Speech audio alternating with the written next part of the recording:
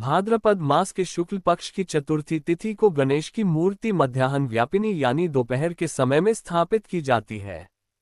गणेश चतुर्थी के दिन जब आप अपने घर में बप्पा को ला रहे हैं तो स्नान आदि कर लें। इसके बाद विधिवत तरीके से गाजे बाजे के साथ बप्पा की आंखों में लाल रंग की पट्टी बांधकर घर लेकर आएं। इसके साथ ही घर में स्थापित करने के साथ षोडशोपचार पूजा करनी चाहिए। अगर आप भगवान गणेश को स्थापित कर रहे हैं तो उनका आवाहन करने से लेकर भोग इत्यादि लगाना चाहिए। जहां गणेश जी को विराजित कर रहे हैं उसके सामने अपने लिए आसन बिछाकर बैठ जाएं। हाथ में जल लेकर सबसे पहले हाथ में कुश और जल लें, फिर मंत्र बोले ओम अपवित्र पवित्रो वा सर्वावस्था गतोऽपि वा यह स्मृत पुंडरीकाक्ष सबहांतर शुचि। फिर इस जल को अपने ऊपर छिड़क लें। इसके बाद 3 बार आचमन करें। हाथ में जल ले लें और फिर ओम केशवाय नमः, ओम नारायणाय नमः, ओम माधवाय नमः, ओम ऋषिकेशाय नमः को बोलते हुए 3 बार हाथ में जल लेकर मुंह में स्पर्श कराएं और फिर हाथ को सिर में स्पर्श कराएं। इसके बाद हाथों को धो लें। सबसे पहले एक चौकी में स्वास्तिक का चिन्ह बना दें। इसके बाद लाल या पीले रंग का वस्त्र डालकर फूल और अक्षत डाल दें। फिर बप्पा की मूर्ति इसमें रख दें। अब बप्पा का आवाहन करें। इसके बाद एक पीतल, तांबा या फिर स्टील का लोटे में स्वास्तिक बना दें, कलावा बांध दें। इसके बाद इसमें जल लेकर इसे कलश के रूप में गणेश जी के दाएं ओर रखें।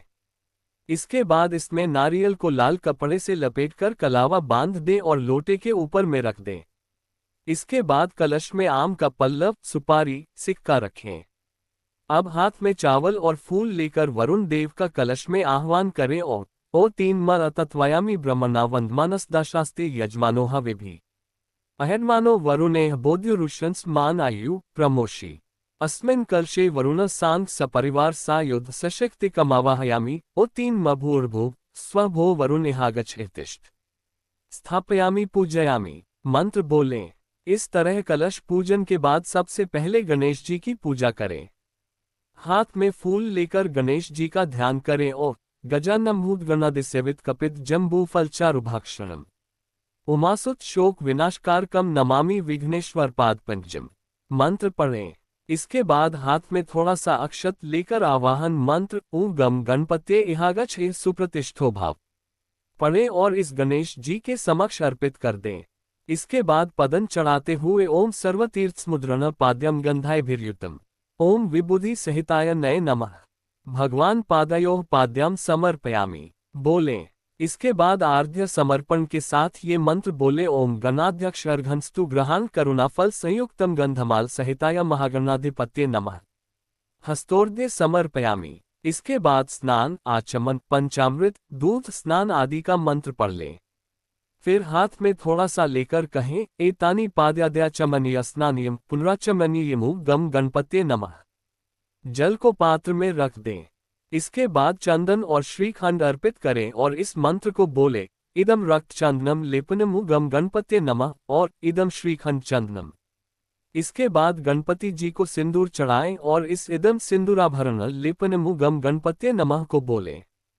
फिर दूर्वा और बेलपत्र चढ़ाएं और इस मंत्र को बोले इदम दुर्वादलम ओम गम गणपत्ये नमः इदम बिल्वपत्रम ओम गम गणपत्ये नमः बोलकर अब गणेश जी को आभूषण और वस्त्र अर्पित करें और इदम रक्त वस्त्रमु गम गणपत्ये समर्पयामि बोलें।